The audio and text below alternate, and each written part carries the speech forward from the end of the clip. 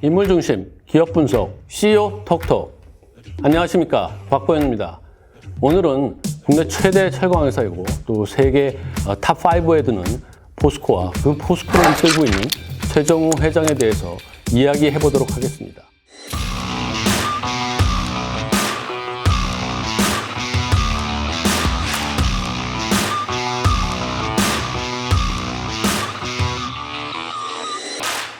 네, 최정우 회장의 3년 임기가 이제 7분 응선을 넘은 것 같습니다. 최정우 회장이 역대 포스코의 다른 회장들하고 어떤 다른 길을 걸어왔고 또 그것이 최 회장의 그 앞날 그리고 포스코의 미래에 어떤 영향을 미칠지 비즈니스 포스트의 차화연 기자와 함께 이야기를 나눠보도록 하겠습니다. 안녕하세요. 비즈니스 포스트 차화연 기자입니다. 차화연 기자, 그 최정우 회장의 임기가 내년 3월로 끝나는데 뭐 1년도 채 안 남은 것 같아요. 근데 지금 역대 포스코 회장들 보면은 뇌물수수 그리고 각종 게이트 연루 또 그리고 세무조사 무마 청탁 또 이것 때문에 중도 퇴진 그리고 정권이 바뀔 때마다 포스코 회장은 그냥 바로 교체되는 뭐 이른바 이 포스코 회장과 관련해서 흑역사다 이런 얘기들이 좀 나오고 있는데 그러면 최정우 회장은 과거의 그런 포스코 회장들과 달리 정말 연임도 성공하고 좋은 업적을 남기고 그리고 유종의 미까지 거둬가는 뭐 이런 걸로 잘 마무리될지 어떻게 좀 진행될지 굉장히 궁금하거든요. 어떻게 보시나요? 아마도 올해 말쯤이야 최정우 회장이 연임 도전 여부를 밝히겠지만 개혁에 강한 의지를 보이고 있는 만큼 사실상 연임에 도전할 가능성이 높다고 보입니다. 최정우 회장은 취임 100일째에 내놓은 100대 개혁과제를 중심으로 개혁에 꾸준히 힘을 싣고 있는데요. 그러나 사실상 개혁을 하기에는 시간이 좀 더 필요해 보입니다. 거대한 철강 기업인 포스코를 변화시키는 게 그냥 단번에 확 끝낼 수는 없으니까 정말 연임을 해서 좀 더 이어가고 싶은 뭐 이런 생각이 들고 그게 좀 필요해 보이기도 합니다. 그렇다면은 연임을 해서 이것들을 이어간다. 그러면 연임에 영향을 미칠 변수 저희들이 좀 이걸 좀 봐야 될 것 같거든요. 아무래도 그냥 생각나는 것 중에서 가장 중요한 거는 기본적으로 실적일 것 같아요. 자, 포스코의 실적 이건 좀 어떻게 나오고 있나요? 포스코의 지난해 실적만 놓고 보면 사실상 대놓고 합격점을 줄 정도는 아닙니다. 영업이익이 전년보다 30%나 줄었기 때문입니다.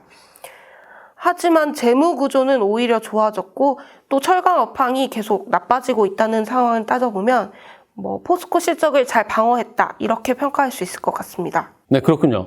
실적이 이제 그런 정도라고 하면은 연임에 이제 영향을 미칠 수 있는 게 최 회장이 어떤 방향으로 포스코를 이끌어 나가려고 하고 그 개혁이 어떻게 진행될까 뭐 이런 점들이 중요할 것 같은데 정말 그 최정우 회장은 이 거대한 그 포스코를 어떤 방향으로 변화시키기를 원하고 있는 건가요? 네, 최 회장은 기업 시민이라는 경영 이념을 바탕으로 포스코의 변화와 개혁을 추구하고 있습니다. 다만 포스코는 철강 기업으로 너무 오랫동안 자리매김했기 때문에 변화가 쉽지 않은 특성을 가지고 있습니다. 최 회장은 단순히 새로운 사업을 추가하는 것만으로는 포스코를 바꿔내기 어렵다고 판단하고 포스코 깊숙이 자리 잡은 기업의 문화나 속성을 바꾸려고 노력하고 있습니다. 그렇군요. 지금 보면은 최 회장은 틈만 날 때마다 기업 시민 이걸 계속 강조하고 있는데 우선 저희들이 그 기업 시민이 도대체 뭔지 이걸 좀 살펴봐야 될 것 같아요. 한번 좀 설명을 해 주시죠. 기업 시민이란 일반 시민들처럼 기업에게도 사회 구성원으로서 일정한 책임과 권리가 주어진다는 뜻인데요. 다른 기업들이 지속 가능한 경영을 위해서 사회적 책임을 앞세우는 것과 비슷하다고 볼 수 있습니다. 포스코는 공정기술을 다루는 뿌리 산업에 스마트 공장이나 효율적 시스템 구축 등을 도우면서 벤처기업 육성에도 적극 나서고 있습니다. 최정우 회장은 이렇듯 최강 갑으로 살아왔던 포스코의 상생과 협력, 그리고 서비스 정신, 이런 새로운 개념을 입력하고 있습니다. 이런 점에 비춰볼 때 기업 시민은 곧 최정우 회장의 개혁 의지다, 이렇게 말할 수 있을 것 같습니다. 네. 돌이켜보면 그 최정우 회장이 이제 처음 취임할 때도 포스코 그 내부에서 포스코를 좀 개혁을 해야겠다, 이런 이야기가 좀 많이 나왔었거든요. 그러니까 이런 내부의 이야기와 그리고 최정우 회장의 그런 의지 이것이 이제 공감대를 형성하면서 기업 시민이 나오고 이게 이제 기업 경영의 이념이 되는 뭐 이런 걸로 진행되지 않았나 이런 생각이 들기도 합니다. 그리고 이제 여기에 하나 더 앞에서 얘기한 것처럼 역대 그 포스코 회장들이 흑역사 이런 것들이 있었는데 이제 이걸 끌어내기 위해서 기업 시민으로 포스코를 좀 단단히 다져야겠다. 이런 좀 절실함도 있지 않나 이런 생각도 드는데 뭐 그런 면도 좀 있지 않나요? 네, 맞습니다. 다들 아시다시피 포스코의 최대 주주는 정부였습니다.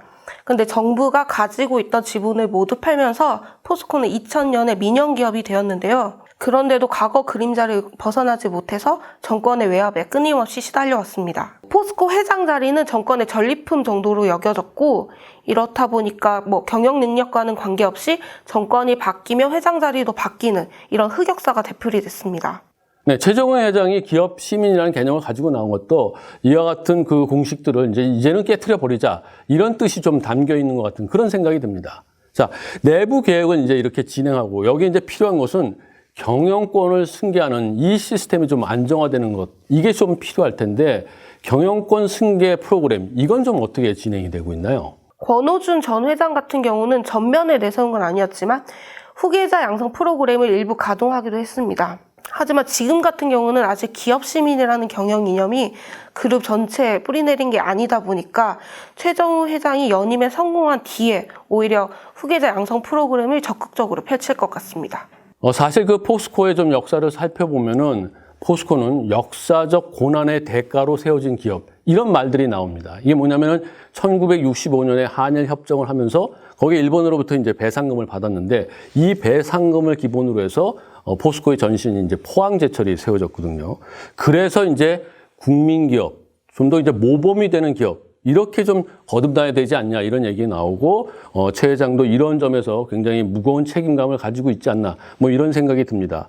그러니까 그 기업 시민에는 포스코의 그 개혁 의지, 이것뿐만 아니라 이와 같은 부채 의식, 즉 국민에게 우리가 빚을 지고 있고 이걸 잊어서는 안 된다, 이런 뜻도 좀 담겨 있는 것 같은데, 그러면 그와 같은 뜻을 담고 기업 시민이 잘 진행되고 있다, 이렇게 볼 수 있나요?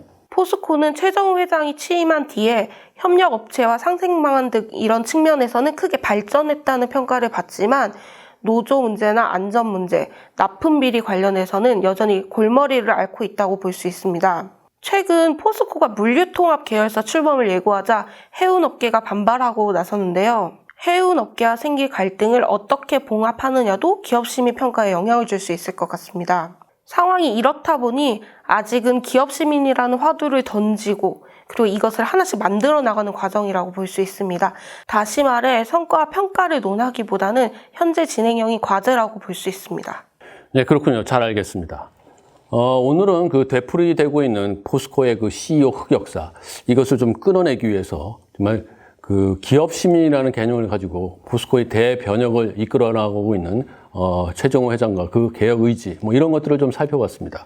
그리고 물론 실적이 중요하지만 최정호 회장이 기업 시민의 개념을 통해서 이제 포스코가 달라졌구나, 이런 일들을 만들어낸다고 하면은 그가 연임에 성공하고 계속 잘 진행할 수 있지 않을까, 이런 생각이 들기도 합니다. 그래서 저희는 앞으로 최정호 회장이 포스코의 변혁을 위해서 어떤 행보를 이어나갈지 꾸준히 지켜보도록 하겠습니다.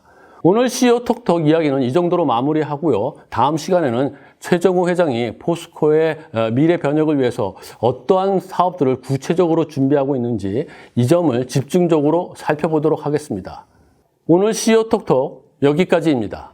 대단히 감사합니다.